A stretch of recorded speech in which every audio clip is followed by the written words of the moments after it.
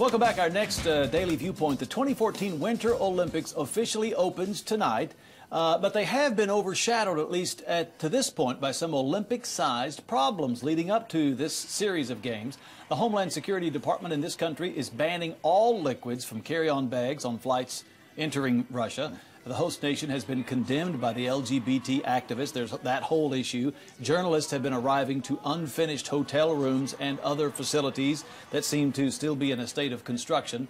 The Sochi Games will, within this environment now, get this, the Sochi Games will be the most expensive in history. Some estimates put it up to $50 billion, with a B. By comparison, the 2000 Winter Olympics in Vancouver, Canada, cost about $7 billion. So the question becomes, are the Olympic Games worth this spiraling cost and the problems that they seem to be facing each year? Should the Olympic Games be scaled back? John, let me start with you. Let me put it in perspective, yeah. Jeff. The first Olympic Games to make money were in 1984 in Los Angeles, the first time the Olympics had made a profit since 1932.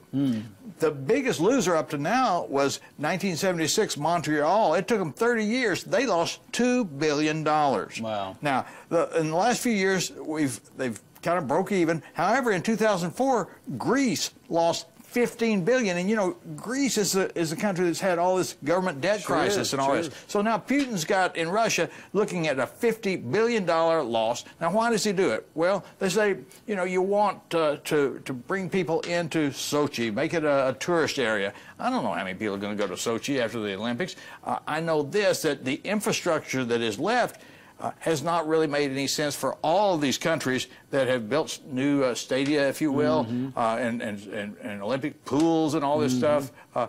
They have to be maintained. Sure. 60 Minutes did a piece, and they investigated the building of this whole Olympic scene, right? In Sochi in or Sochi. previous No, they sites? went over there and did an investigative piece. And they learned that many of the leaders were in bed with some of the businessmen, and while, let's say... In Russia? No. Kickbacks, Russian mafia. No but way. here's the thing.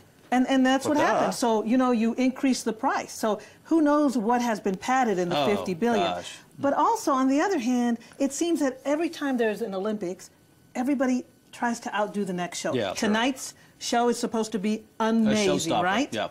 The one every time we see the Olympics, beautiful. I mean, they're amazing. Those cost too. Everybody tries to outdo each other. It's really one big 2-week commercial for that country. You know, you think about the media visibility, say, of London when they hosted the Olympics, or Vancouver, China. We all remember the architecture and the preparations leading up to the Chinese Olympics recently. Sure. So I think there's a real opportunity to showcase a country, to stand up on a world stage as a host, and there's some tangible value in that.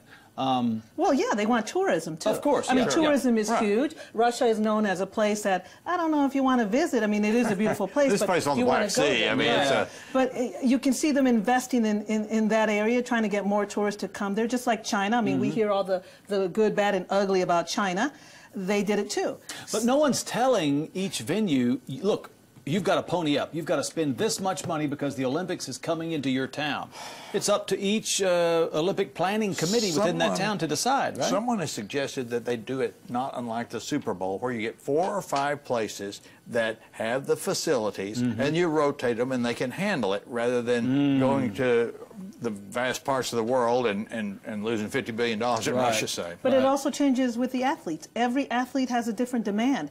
And so all these Olympic committees have to figure out, okay, how do we meet the demand of some of these Olympic stars who say, this is the way I want this, and this is the way I want that? So Well, I mean, I've heard a little bit of that. I think it's dictated primarily by the venue. And, you know, for the luge, you need this distance and this angle, and for this high jump, it needs to be under certain parameters. But that gets expensive very quickly. Yeah, but just think, you get a gold medal and your picture on a box of Wheaties. Yeah, yeah, that's right. That's the takeaway. There you go. Yeah. Well, we'll see. I mean, I think that, you know, we're all holding our breath to some degree about what happens at this Olympics, and hopefully there won't be any disasters, whether, you know, shoddy construction or worse, a terrorist attack. Well, let's hope. It always becomes a center of a place that you can make a political statement, Yeah. especially since '72 in Munich. And let's hope that nothing like that happens. Let's leave it for the athletes and the competition, because it's wonderful to watch. Amen. Yeah, yeah. Let It the does games make you begin. nervous, though. It does. Yeah. We're all holding our It breath. So we'll see. We'll see. 2 weeks to go. You've heard from us. Now we'd love to hear what you have to say about the spiraling cost of the Olympics or any of the conversations we've touched on tonight. You can go to the Texas Daily Facebook page, or you can tweet us at the Texas Daily, or email your comments to us at ktxdtv.com. And we'll be right back with a daily quiz.